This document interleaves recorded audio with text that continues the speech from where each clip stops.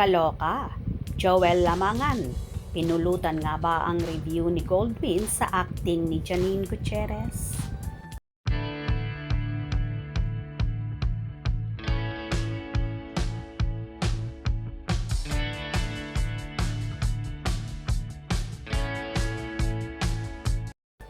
Nakatikim ng backlash ang movie, TV show, reviewer na si Goldwyn mula kay Direk Joel Lamangan. Nang punahin ang una ang acting ni Janine Gutierrez sa TV series na Lavender Fields. Ang maganda kay Goldwyn, kapag may mga umaaway o hindi gusto ang review niya o pananaw, siya ay pinupost niya sa Goldwyn Reviews Facebook account niya. Kaya alam ng taga-subaybay niya kung sino-sino ang nagkakadisgusto sa kanya. Isama pa kapag inirereklamo siya at pinadadown ang social media accounts niya. Anyway, ang review no Goldwyn kay Janine bilang si Irish sa Lavender Fields na pinost niya sa kanyang Facebook account with matching picture ng dalaga.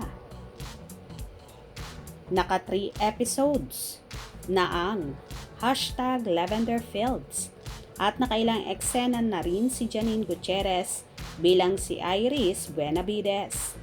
Hindi talaga bagay sa kanya ang ganitong klaseng kontrabida na dinadaan sa sigaw, yung inis at galit. Seems like she's doing too much, when in fact, mata pa lang niya ay sapat na. Ni-repost ni Goldwyn ang reaction daw ni Direk Joel Lamangan gamit ang X account na Miss Roda with picture na karakter naman niya sa FPJ's Batang Quiapo. Ang sabi ng direktor, akla, total naman bida-bida ka. Makiusap ka sa direktor na gawin kang karakter sa show. Yung pupuna sa pasigaw-sigaw ni Irish. Hindi kasi dapat ganon, di ba? Yung gusto mo dapat ang musunod. Tonta. Chinek namin ang Twitter o X account ni Miss Roda at mukhang hindi ito legit. Na pag-aari ni Direk Joel dahil ilan lang ang followers at puro viral shows, videos, pictures ang laman ng Twitter. Sa madaling salita ay na-prank ba si Goldwyn? So, it means hindi pala legit ang account na yon na sinasabing kay Direk Joel Lamangan dahil nga kakaiba siya at kahina-hinala. Tila may gumagamit lang sa pangalan ni Direk para pagsabungin sina Goldwyn at Direk Joel sa acting na yon ni Janine. Well, in fairness naman ha, Goldwyn, ikaw lang naman ang nagsasabi at pumupuna sa acting ng actress na kung tutuusin ay mahusay naman ang dalaga.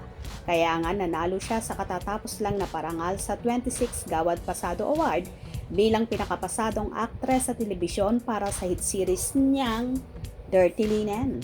Sa palagay nyo, kung di ba magaling si Janine ay makakakuha siya ng mga parangal na ganito? At hindi lang yun ha, malimit ding nominado ang actress sa iba't ibang giving bodies. Kaya Goldwyn, baguhin mo ang reviews mo. Baka nagkakamali ka lang or gusto mo lang makisawsaw para sumikat. Ano sa palagay nyo? Kung nagustuhan nyo ang video na ito, comment down below.